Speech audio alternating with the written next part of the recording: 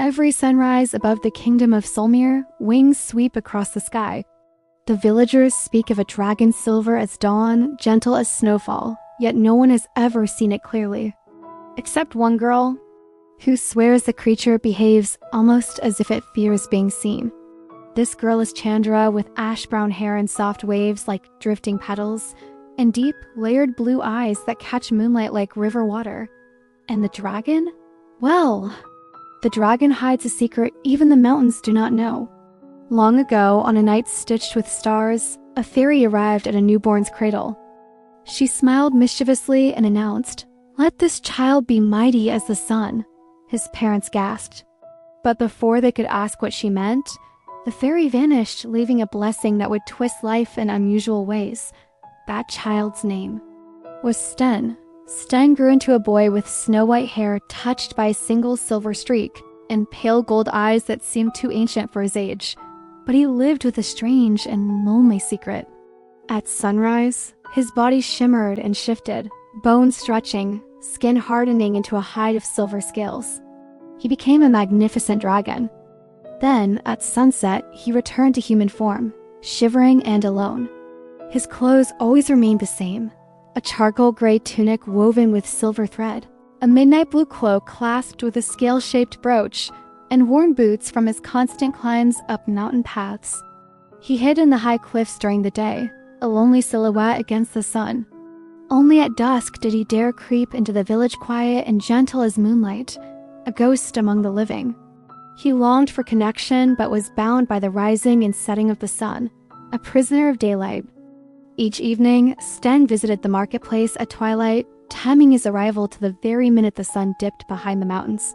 He cherished these fleeting hours of normalcy, watching families laugh and friends gather. And that was where he met Chandra.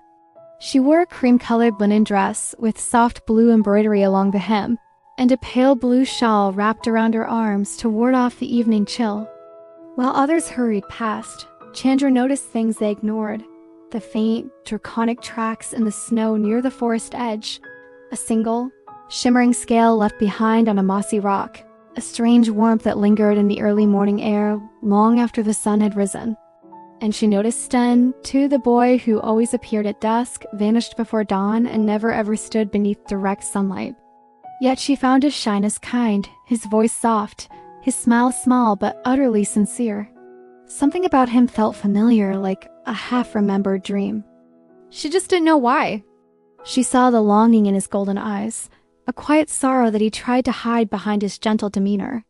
She felt drawn to him, to the mystery that clung to him like his midnight blue cloak. Sten felt his heart, a heart that had been frozen for so long, begin to tilt toward Chandra. He wanted to walk with her through sunlit fields, to share a midday meal in the town square, to let her see him fully, not just the nighttime version of him, the shadow dweller. But a fear, cold and heavy as a winter snowdrift, weighed on him. If she knew I was the dragon everyone whispers about, the creature they fear, would she still smile at me? The thought was a dagger. So he kept his distance, a painful, self-imposed exile.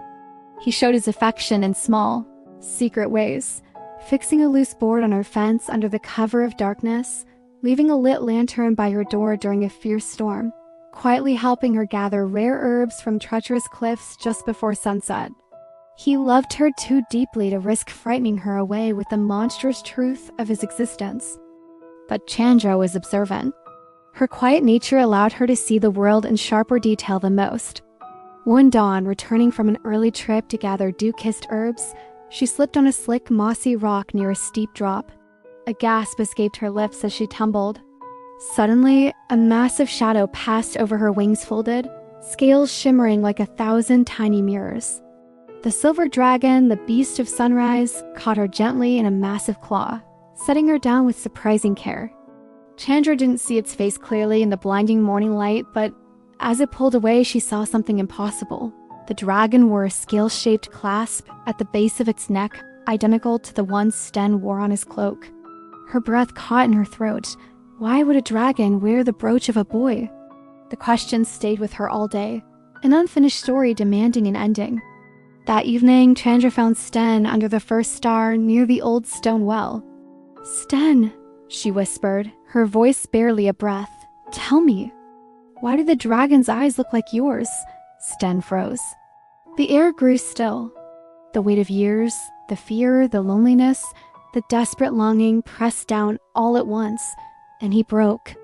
The voice trembling with unshed tears, he told her everything.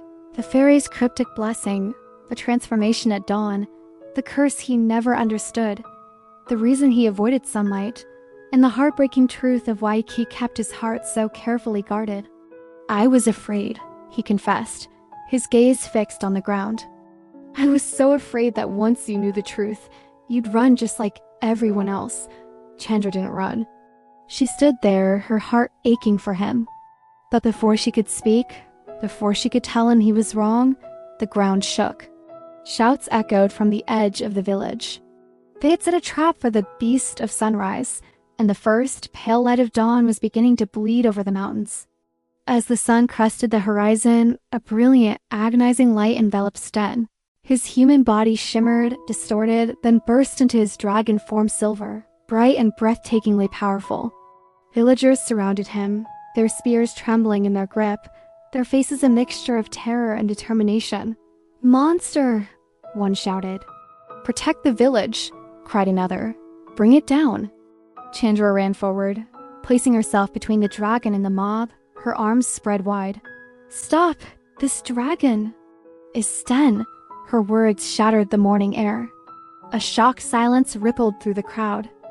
The great dragon, Sten, bowed his head, not in threat but in grief, his golden eyes filled with despair. Chandra stepped closer to the magnificent beast, her voice steady and clear, reaching him above the fearful murmurs. "Sten," she said, looking directly into his ancient, sorrowful eyes, "you're not a curse.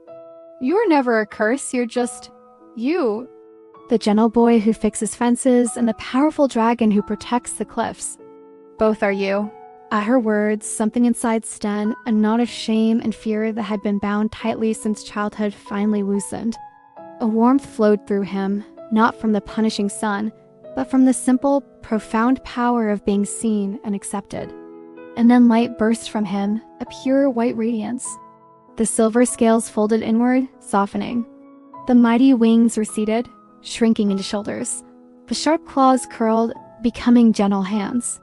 And standing there in the bright, unfiltered morning sun was Sten, human, whole, unafraid. He looked at his hands, then at Chandra, his face a mask of disbelief. "Chandra, I can choose," she smiled, tears of joy gathering in her eyes.